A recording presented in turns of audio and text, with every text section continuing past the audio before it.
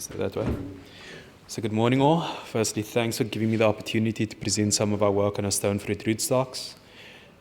Just in my presentation, I'll be covering 5 evaluation trials. 3 of them would be peaches, 2 would be plums. And then I'll be concluding with a rootstock research trial that's also aimed at furthering our knowledge on the relationship between the scion, the rootstock, and the environment which it is grown in. So the first peach rootstock trial which you're looking at, this is in Buchanut, based in Limpopo. The site was planted in 2015. It has sandy loam soil conditions with ring and root knot nematodes. In terms of climate, you're looking at about 250 infratic chilling units. And here we use Snow Angel as a scion variety. It is important to note that here we use a central leader training system, and these are the list of rootstocks included at the trial. So this is the production data, but just before diving into the data, I just need to explain the table and the graph that you see on screen. So the first rate we're looking at here is the average tons per hectare. That's then followed by the cumulative yield. In this case, there's 5 years worth of data. Next, we have the fruit weight, the number of fruit per tree, and lastly, we have the trunk circumferences. And then in terms of the graph that you see below, there are 3 traits which we are looking at simultaneously. First, you would have the size of the bubble.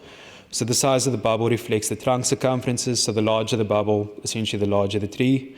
Then you have the position of the bubble on the y-axis. That is the indication of how productive the rootstock is. So the higher the bubble, essentially the more productive the rootstock.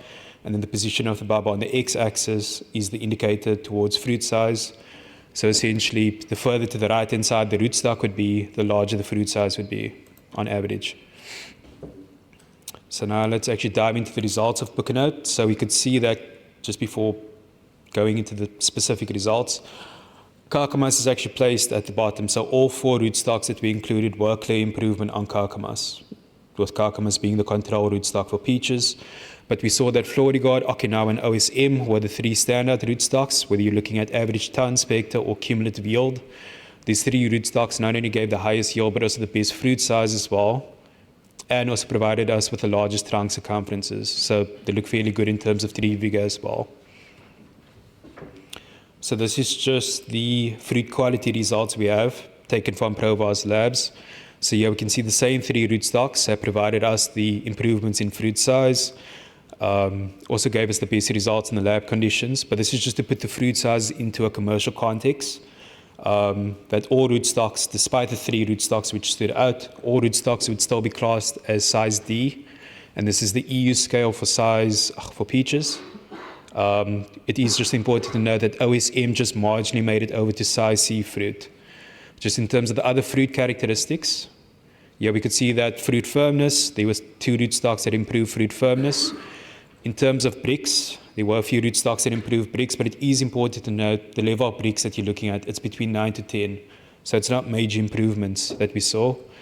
And then we saw a similar finding with acidity. 3 of the rootstocks provided marginally better levels of acidity. So to summarize the performance at Buchanut, just in terms of yield, as we said before, all 4 rootstocks an improvement on Carcamas. The Okinawa accumulated the highest yield, with Florigard and OSM following behind. It was the same 3 rootstocks that provided the best fruit sizes for us. And then just in terms of the evaluation performance, essentially this was just that none of the rootstocks changed the taste or the texture profile of Snow Angel. Essentially none of them gave you a better taste experience. Therefore, the best performing rootstocks at Buchanut would be Okinawa, Florigard, and OSM. And that's purely done on the basis of improvements in fruit production and improvements in fruit size. Now moving on to Waterval, which is not that far away. From Buchanut, the site was also planted in 2015, but it has a clay soil type.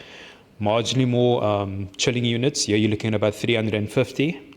And again, we use Snow Angel as the scion variety, but this time we used it with a 2-liter training system. And a fair number of rootstocks were included in this trial. So looking at the results, what you can see whether you're looking at the average tons per hectare or the cumulative yield, essentially there was no obvious winner in terms of production. The primary difference, however, was in terms of fruit size. Here we could see that Barrier, Florigard, Okinawa and OSM provided the best improvements in fruit size. And then there were a certain number of rootstocks that also provided improvements in terms of tree vigor. Now just taking a look at the fruit quality results. So just to elaborate the point about fruit size, what you can see is that a fair number of the rootstocks provided a similar level. Based on the samples that we took, they would all be classed as size C on the EU scale. I think only cucumbers would be classed as a size D, so just a smaller category in terms of size. In terms of firmness, we could see that the rootstocks had an effect on fruit firmness. We did see one rootstock stood out with improvements in sugars. That was early grande. And then similar story in terms of the acidity. A fair number of rootstocks changed the acid profiles. And now moving on to the summary of waterval. So as I said before, essentially there's no winner in terms of production. In terms of the range of tons per hectare, you're looking at about 26.7 to 23.5. In terms of fruit weight, here we could see that Barrier, Florigard, Okinawa, and OSM, 99.3, averaged the largest fruit weights for us. Similar story in terms of evaluation. None of the rootstocks were able to change the taste or texture of Snow Angel.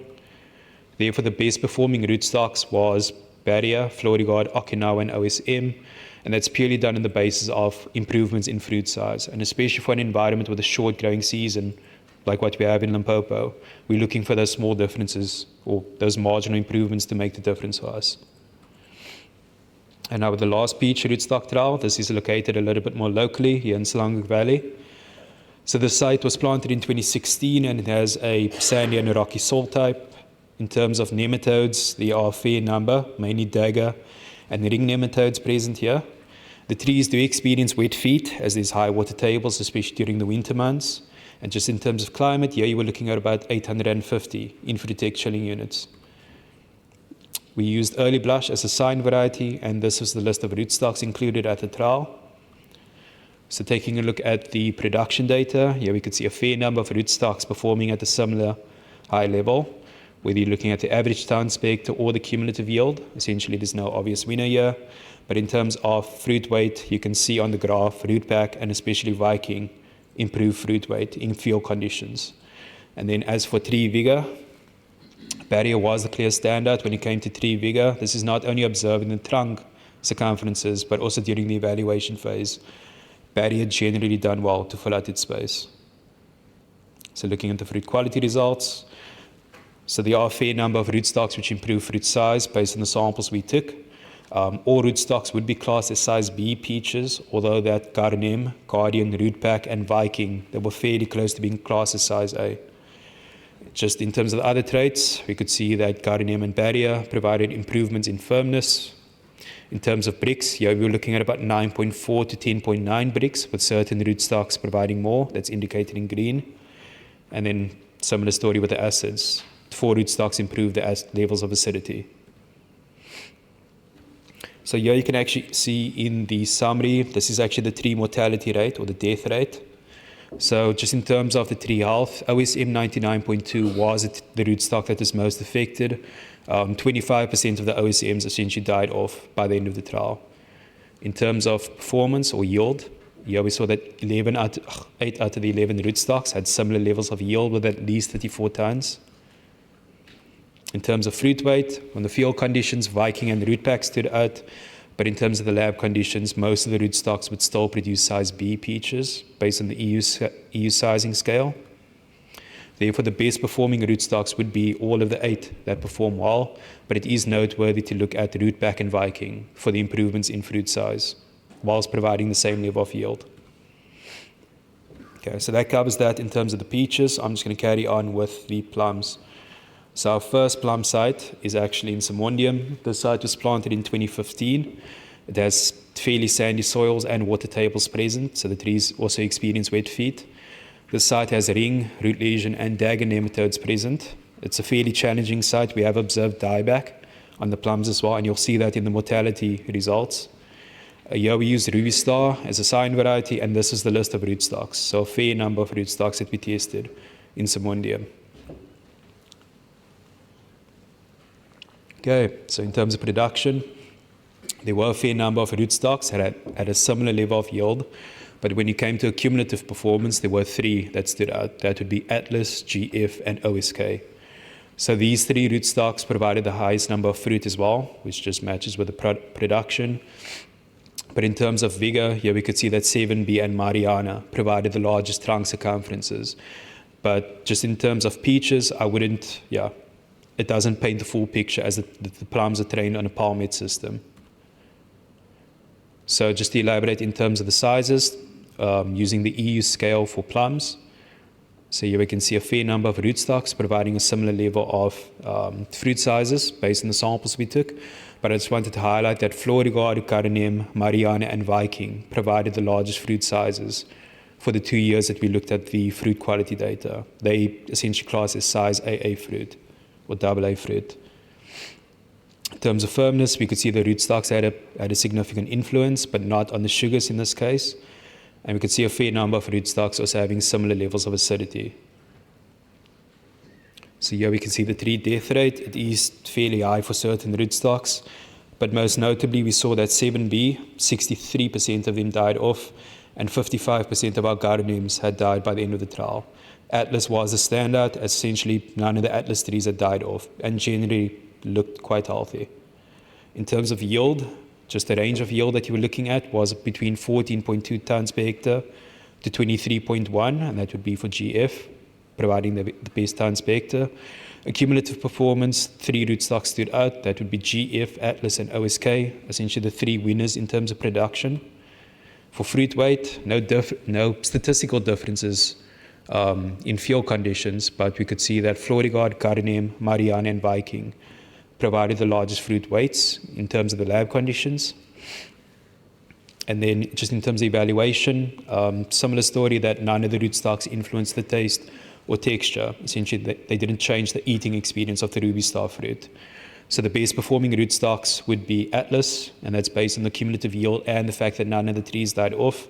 Therefore, it is a fairly strong candidate for this area. And then the alternative could be GF 677. Gave good yield and good fruit size. Okay, now moving on to Robertson. So the site is pretty much somewhat of a polar opposite to Robertson, to Simonium. Simonium seems to be the lower potential soil type. Robertson would be the high potential soil. So planted at the exact same time in 2015. Robertson is our main production area for plums. So as I said before, it's a fairly high potential area. This is more of a clay type soil, but we also have nematodes present here as well. And again, Ruby Star was used as a sign variety. And these were the list of rootstocks included in the trial. So just in terms of average tons per hectare or cumulative yield, or just taking a look at the bubble chart that you see on there, there is a fairly standout winner, and that would be GF. Just to provide some context, GF essentially averaged 111 tons more compared to Cardinum, which ranks second in terms of the cumulative yield. So just in terms of sheer production, GF seems to be doing fairly well. In terms of the fruit weight, here we saw that Atlas, Cardinum, and Viking provided the best fruit weights for us. And in terms of tree vigor, Atlas, Cardinum, and GF averaged the best tree vigor. These are also the same 3 rootstocks that accumulated the highest yield in Robertson. So just in terms of the fruit quality, here we could see that 8P, Atlas, Cardinum, and Viking averaged the largest fruit sizes. That is based on the samples we took. They would be classed, or all the rootstocks would actually be classed as AA fruit or AA fruit, with the exception of Mariana. Mariana would fall into the A category. In terms of firmness, 1 rootstock managed to change the firmness levels.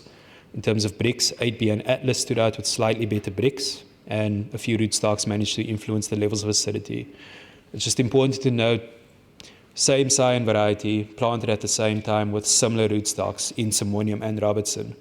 But the Robertson environment led to acidity that was about 0.3 more, higher compared to the Simonium site. So the environment does play a fairly strong role here as well. So moving on to the summary of Robertson. Here we can see the tree death rate with the most affected trees, but that was Viking. 60% of the Vikings, 40% of the 8Bs, and 29% of the GFs essentially died off by the end of the trial.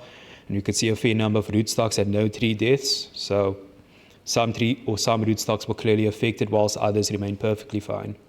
In terms of yield, GF was the winner by a fair margin, with Atlas Cardinum and Atlas being second and third place respectively. In terms of fruit weight, we saw Atlas, Cardinum, and Viking providing the best fruit weight for us. And in terms of the evaluation, no rootstock managed to change the taste or the texture profile of Ruby Star. Therefore, the best performing rootstock in this environment would be GF, and that's just based on the fact that it had exceptional production and good fruit size, but it is worthy that we have to note the tree health is concerning. Then, therefore, the two alternatives for this environment would be Atlas and Gardenium. They gave good production, good fruit size, and no tree deaths. Okay, so this is actually the last, so that covers the evaluation trials. This is a separate trial where we're looking at furthering our knowledge, especially on bettering our understanding of the interaction between the cultivar, the rootstock, and the environment, which we have here in the Western Cape.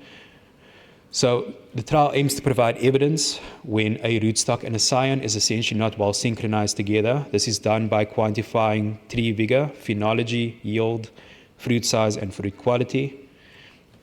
In this trial, here we have two sites. One site representing our low-chow environment, that would be Riebeek Kasteel, and another site representing the high-chow environment, that would be in the Koue Bokkeveld, that's Langrivier. In each one of the environments, we had two rootstocks, essentially a low and a high-chow rootstock for each environment, but I'll show them to you now. So here we have the first data. This is for Patagonia. So Patagonia is a low-chow nectarine, and this is Patagonia in Riebeek Kasteel, our low-chow environment. So we planted the Patagonias in 2020, so we actually have some data in terms of the tree vigor that we can see over here. So what you can see clearly on the bubble chart is that Florigard is outperforming SAPO 778. So Florigard, a low-chow rootstock in the low-chow environment, leads to more yield, essentially a taller tree and a thicker tree. But it just is important to note that the rates of growth now have essentially equaled. We also have our first data in terms of the yield. So here when it came to yield, Florigard, the low-chow rootstock, essentially had about 120% more yield when compared to SAPO 778, but it is important to note this is only the first year that we have production data. And then a similar finding by the number of fruit, and surprisingly, we also saw improvement in fruit size. So it does appear that matching the rootstock to the climate, essentially a low-chow rootstock to a low-chow environment, we found high vigor, more yield, and increased fruit size. So this is just some of the photos that we took of the Patagonia trees. You can actually see on the left-hand side, that would be the Florigard. To your right-hand side would be the SAPO 778 tree. So even when the trees are fairly similar in terms of vigor, you can just see the differences in terms of the vegetation. Tree on the left seems to look a little bit healthier and happier. That's the Florigard trees. This is just one of the more extreme examples where we saw the difference in terms of the tree vigor. So you can kind of figure out which one is a SAPO 778 tree, but essentially trees in the same spot, clearly showing differences in terms of tree vigor. And here as well, we can see the SAPO 778 tree in the middle of two Florigards, but you can see the differences in terms of vegetation or vegetative growth. This is taken just prior to harvest. Okay, and now moving on to the Alpine trees. So Alpine is also a low-chow variety that we have at Riebeek Kasteel. Essentially, we found the same finding as well. So using the low-chow rootstock in a low-chow environment with a low-chow nectarine led to improvements in terms of tree vigor, essentially taller trees and thicker trees. It's just important to note, we've also taken data on the phenology, which I'm not presenting at the moment, but there were no statistical differences. That was essentially for the beginning or the end of flowering or the evenness of flowering. There's no major statistical differences at the moment. And we are waiting for our first, the Alpine should be producing in this coming season now. So we want to see if the Alpine is repeating the same pattern that we saw with the Patagonia trees. So here we can just see that would be a Florigard that's actually in the middle with SAPOs either side of it, just showing the differences in terms of vigor at or close to full bloom. So this here would be the trial block that's at Langrivier, our site in the Koue Bokkeveld. So here, this trial is a little bit more complex because we have the fact of two rootstocks. So Cadmium acts as a low-chow rootstock in this area, SAPO 778 as a high chiller. But we also have the fact of three high-chow nectarines. So essentially there's interaction between the cultivar and the rootstock and the environment as well. So just in terms of the rootstock, where you can see the SAPO 778 and Cadmium in terms of the bubble chart, they're actually placed next to each other. So in terms of tree vigor at this point, there's no statistical differences, even though the rates of growth were slightly different. In terms of cultivar, we could see that there was cultivar differences as well. Two of the cultivars actually produced taller trees, despite the fact that we topped off all the trees just after planting.